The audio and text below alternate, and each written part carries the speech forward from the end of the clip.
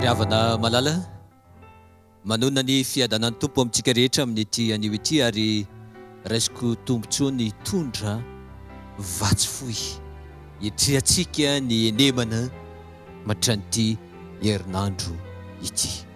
Milohan'ny andraisantsika ny ten'Andriamanitra nefa andeha hiaraka hivavaka isika. Masinao ilay tompo Andriamanitray, Andriamanitra mahery, Andriamanitra afaka mampahery anay, ary Andriamanitra azonay antoka fa miaraka aminay ankehitriny. Mitenena Jehova ho fa miainjo zanakao amin'ny anaran'i Kristy. Amen. Ao anatin'ity herinandro maromaro ity dia hiresaka zavatra efatra isika tsy maintsy hotsarovana. Resahan'ny tenin'Andriamanitra natao hotsarovana eo amin'ny fiainantsika. Maro ny zavatra resahan'ny Baiboly hotsarovana, fa ireo efatra ireo nodiny antsika ao anatin'ny efatra herinandro izay irahantsika eto isaky ny faran'ny herinandro tahaka izao. Ka amin'ity anio ity dia ny zavatra voalohany izay ampaherezako antsika nataon'Andriamanitra izay hotsarovantsika, izay voalazany ao amin'ny Korinthiana voalohany toko 2:4.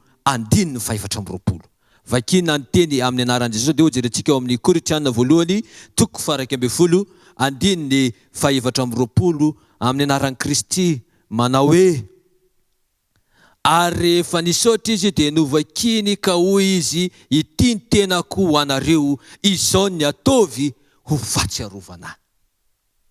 Riavana malala, izany ny antson'ny tompo amintsika rehefa ny lohan'ny kaiky afatesany, ny lohan'ny afatesan'i Jesosy dia nanambara tamin'ny mpianatra izy manao hoe: izao fandraisana, izao fiaraha-misakafo izao no ataovy rehefa mahatsiaro ahy ianareo. Zavatra voalohany tokony atao zany rehefa mahatsiaro an'i Jesosy dia misy ny fihinanana ny mofo, fihinanana ny divay, izany hoe mampiditra ny tenan'i Kristy ao anatintsika. Ka raha hiatrika ny herinandro itsika, ataovy azo antoka fa ao anatintsika Jesosy. Ataovy azo antoka fa matsiaro an'i Jesosy foana antsika, dia ilama ny toetra rà, ilama mariavana ny zavatra rehetra. Amin'ity anio ity ary ny antson'ny tompo amintsika dia ny ao amin'ny Apokalipsy toko 7:20.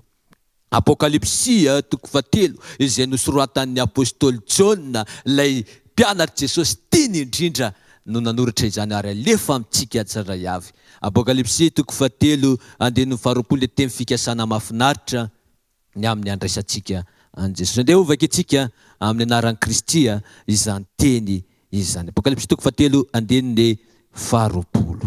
Indro efa mitsangana eo am-baravaranao ka mandondona, raha misy mihaino feko ka mamono ny varavarana, dia hiditra ho aminy ka hiara-misakafo aminy ary izy amiko. Raha matsiaro an'i Jesosy tsika dia mandray an'i Jesosy, ary izy dia efa mandondona fa anio sakafo ho an'i Jesosy ny farafaram-fonao.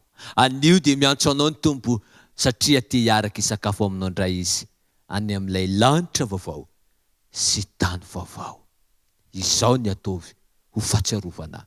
Ary amin'izay fotoana izay dia piditra an'i Jesosy ao anatintsika isika, hiaraka andova azy any amin'ilay fiainana mandrakizay, andova ilay fiainana mandrakizay. Ny tompo any hitany tokantrano tsirairay avy, ka ny tokantrano tsirairay avy izay mihaino manaraka mijery ity fandarana ity dia andova ilay lanitra vaovao sy tany vaovao. Ny tompo hitantsika, hiaraka hivavaka isika tompoko.